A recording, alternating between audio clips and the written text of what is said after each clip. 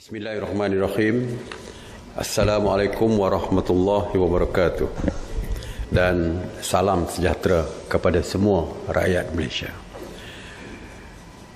Seperti biasa, pihak polis akan melaporkan tentang tindakan mereka bagi memastikan kadar pematuhan semakin meningkat daripada hari ke hari. Dan hari semalam, kadar setakat ini adalah 97%. Bermakna ada 3% lagi yang masih engkar dengan arahan PKP ini. Semalam, sebanyak 769 sekatan jalan raya diadakan di seluruh negara dan pemeriksaan ke atas 433,988 kenderaan.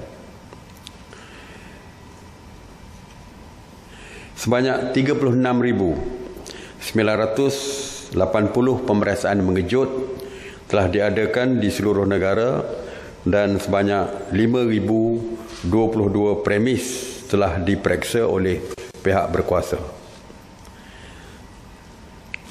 Mesyuarat hari ini juga telah pun memutuskan bahawa JPJ akan membantu, kita bersetuju dengan permohonan untuk membantu pihak polis di dalam mengadakan, bersama-sama dengan pihak polis di dalam mengadakan sekatan jalan raya di seluruh negara. Semalam pihak polis telah menahan seramai 300 individu di sekatan jalan raya dan rondaan PDRM kerana melanggar PKP.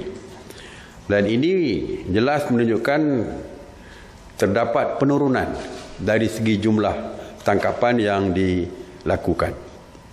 Berbanding dengan kemarin, kadar tangkapan telah pun menurun sebanyak 34%. Walaupun kita masih lagi melihat, kita buat kajian secara terperinci perkara ini dan kita akan terus melihat kepada trend ini. Sebab 2 hari lepas mula-mula menurun, kemudian meningkat kembali kerana ramai yang keluar misalnya untuk mendapatkan pergi ke bank misalnya BSN dan sebagainya untuk claim bantuan yang diberikan oleh kajian tersebut. Jadi terdapat peningkatan sementara. Kita harap ianya merupakan peningkatan sementara. Dan hari ini semalam telah menunjukkan penurunan yang tinggi iaitu 34% dan kita harap selepas ini akan terus menurun. Kita doakan. Daripada 300 individu yang ditahan semalam, jumlah yang direman adalah seramai 252 orang dan dijamin seramai 88 orang. Seramai 518 individu telah pun dituduh di mahkamah semalam. Dari segi jumlah tangkapan kumulatif ingkar PKP dari 18 Mac sehingga 8 April 2020 iaitu semalam adalah seramai 7,205 individu. Saya ingin maklumkan bahawa mulai semalam PDRM telah pun menguatkuasakan tindakan kompaun RM1,000 terhadap mereka yang engkar perintah kawalan pergerakan ini. Sehingga kini, untuk semalam, sebanyak 95 notis kompaun telah diserahkan kepada individu-individu yang terbabit. Mereka yang didapati engkar kepada PKP dari segi prosedurnya akan dibawa ke balai polis dan diberikan kompaun dan tawaran kompaun sebanyak RM1,000 tersebut.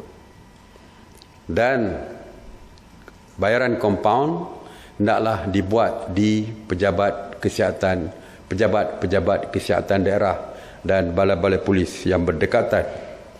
Dan mereka akan diberikan tempoh selama 2 minggu untuk membayar kompaun yang dikeluarkan dan ditawarkan oleh pihak polis ini.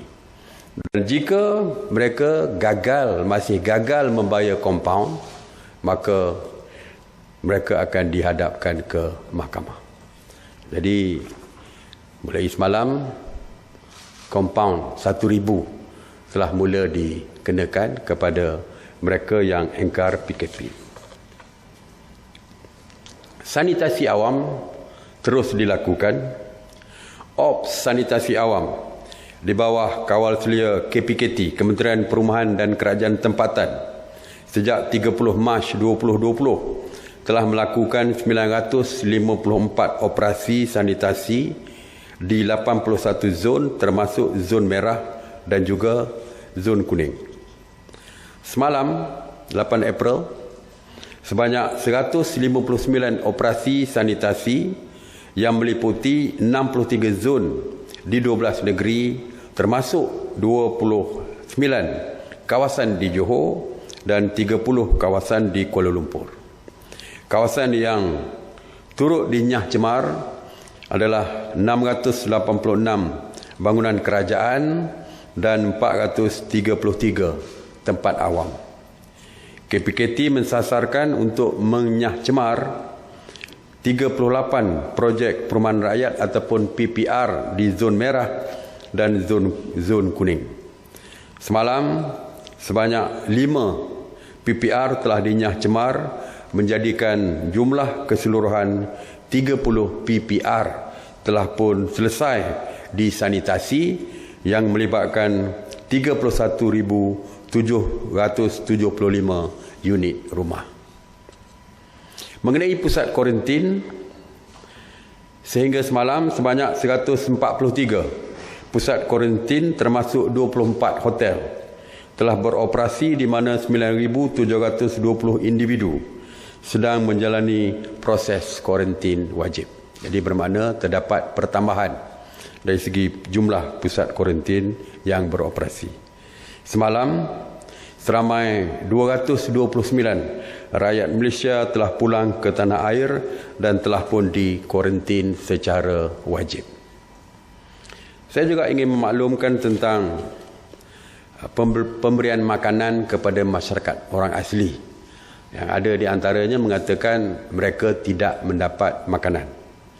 Suka saya maklumkan bahawa JAKWA ataupun Jabatan Kemajuan Orang Asli telah melaksanakan agihan bantuan bakul makanan kepada masyarakat orang asli sejak PKP dikuatkuasakan.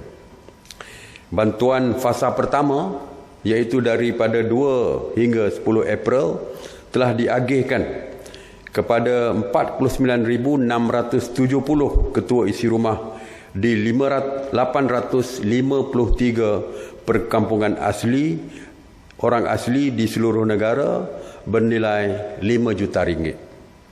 Bantuan fasa kedua akan bermula pada 10 April 2020 dengan pertambahan penerima kepada 55,000 ketua isi rumah, melibatkan peruntukan RM6 juta.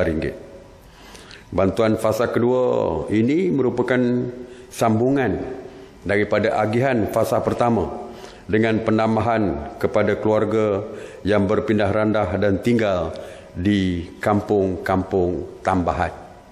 Jadi jelas menunjukkan bahawa tidak ada peminggiran kepada masyarakat orang asli seperti yang ditohmahkan oleh pihak-pihak tertentu. Mesyuarat hari ini juga bersetuju supaya PKPD di Simpang Renggam, Keluang, Johor yang bermula pada 26 Mac 2020 akan dilanjutkan lagi sehingga 14 April 2020. Jadi kita setuju sambung 4 hari lagi ya untuk menyelesaikan beberapa perkara yang masih di dalam tindakan. Seperti saya sebutkan semalam bahawa hari ini kita akan berbincang mengenai SOP baru yang melibatkan zon-zon seperti zon merah, zon kuning dan juga zon hijau. Perkara ini akan dibincangkan lebih terperinci besok. Ya, kita akan bincangkan lebih terperinci. Tadi MKN telah pun mengedarkan cadangan SOP tersebut dan kita akan bincang secara terperinci besok. Malah KKM juga, Kementerian Kesihatan, akan memperincikan dari segi kawasan-kawasan yang berkaitan dengan ketiga-tiga zon yang saya sebutkan tadi. Tuan-tuan dan puan-puan sekalian, setiap hari kita akan melihat beberapa laporan di dalam media sosial dan sebagainya, di dalam WhatsApp group dan sebagainya, yang mengatakan ada tempat yang tidak mendapat bekalan makanan, ada masyarakat luar bandar tidak mendapat bekalan makanan dan sebagainya. Seperti kita tahu bahawa kerajaan ini mempunyai strukturnya daripada atas sehingga ke akar umbi. Di kampung-kampung ada ketua-ketua kampung, ada pemimpin-pemimpin masyarakat dan sebagainya, ada di peringkat daerah dan sebagainya. Jadi pihak kerajaan berharap supaya jika timbul isu yang berkaitan dengan bekalan makanan tidak terima dan sebagainya, sila mengadu kepada pemimpin-pemimpin masyarakat setempat di kampung masing-masing ataupun di daerah dan sebagainya. InsyaAllah, jika di daerah, terus ke pejabat JKM di daerah, ataupun mengadu terus kepada jawatankuasa pengurusan bencana daerah yang dipengerusikan oleh pegawai daerah. Jadi, mengadu kepada ketua kampung, insya-Allah ketua kampung akan mengadu ke pegawai, ke peringkat yang lebih tinggi di peringkat daerah dan sebagainya. Jadi jika perkara ini dapat dilakukan, jadi kita boleh menyelesaikan berbagai-bagai isu yang ditimbulkan selama ini, yang kononnya ada yang tidak mendapat perhatian dan sebagainya. Jadi saya yakin kepimpinan masyarakat di peringkat kampung, di peringkat daerah dan sebagainya pasti mampu untuk menyelesaikan masalah ini. Jadi itu saja hari ini. Sekali lagi saya ucapkan terima kasih. Dan sebelum itu, sekali lagi seperti biasa, saya menyeru kepada tuan-tuan dan puan-puan, patuhilah setiap arahan yang dikeluarkan oleh kerajaan. Terus tinggal ataupun terus berada di dalam rumah. Stay home, stay safe. Terima kasih. Assalamualaikum warahmatullahi wabarakatuh.